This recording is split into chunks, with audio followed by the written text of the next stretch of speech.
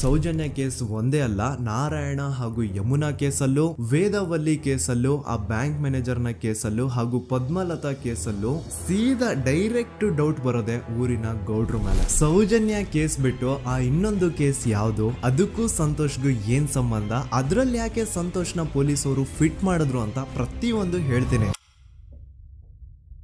ನಾನು ಈ ಚಾನೆಲ್ ನ ಸ್ಟಾರ್ಟ್ ಮಾಡ್ದಾಗಿಂದ one of the most requested video ಬಂದು ಸೌಜನ್ಯ ಕೇಸ್ ಬಗ್ಗೆ. ಸರಿ, ನಮ್ ದೂತ ಸಭೆಯ ಪ್ರಜೆಗಳು ಇಷ್ಟೊಂದು ಕೇಳ್ತಿದಾರಲ್ಲ, ಈ ಒಂದು ಕೇಸ್ ಬಗ್ಗೆ ವಿಡಿಯೋ ಮಾಡುವ ಅಂತ ಸೌಜನ್ಯ ಕೇಸ್ ಬಗ್ಗೆ ನಾನು ರಿಸರ್ಚ್ ಸ್ಟಾರ್ಟ್ ಮಾಡಿದೆ. ಅಂಡ್ ಟ್ರಸ್ಟ್ ಮೀ, ಎಷ್ಟೊಂದು ಕಾಂಪ್ಲೆಕ್ಸ್ ಈ ಒಂದು ಕೇಸ್ ಇದೆ ಅಂತಂದ್ರೆ ನನ್ ತಲೆನೇ ಕೆಟ್ಬಿಡ್ತು. ಬಟ್ ಡೋಂಟ್ ವರಿ, ನಿಮ್ಗಂತೂ ಪ್ರತಿ ಒಂದನ್ನ ತುಂಬಾ ಸಿಂಪಲ್ ಆಗಿ ಅರ್ಥ ಮಾಡಿಸ್ತೇನೆ. ಅನ್ಕೊಳ್ಳಿ, ಒಂದು ಊರು, ಆ ಊರಲ್ಲಿ ಒಂದು ಗೌಡ್ರ ಕುಟುಂಬ ಇದೆ. ಅಂಡ್ ಆ ಗೌಡ್ರ ಕುಟುಂಬ ತುಂಬಾನೇ ಪವರ್ಫುಲ್, ಲೈಕ್ ನಾವು ಮೂವೀಸ್ ಅಲ್ಲಿ ನೋಡ್ತೀವಲ್ಲ ಹಂಗೆ. ಸೊ ಗೌಡ್ರ ಊರು ಬಂದು ಧರ್ಮಸ್ಥಳ ಅಂತ. ಆ ಒಂದು ಊರಲ್ಲಿ ಇವ್ರಿಗೆ ಸಖತ್ ಕಂಟ್ರೋಲ್ ಇರುತ್ತೆ. ಈವನ್ ಅದೇ ಒಂದು ರೀಜನ್ ಅಲ್ಲಿ ಇರುವಂತಹ ಒಂದು ತುಂಬಾನೇ ಪಾಪ್ಯುಲರ್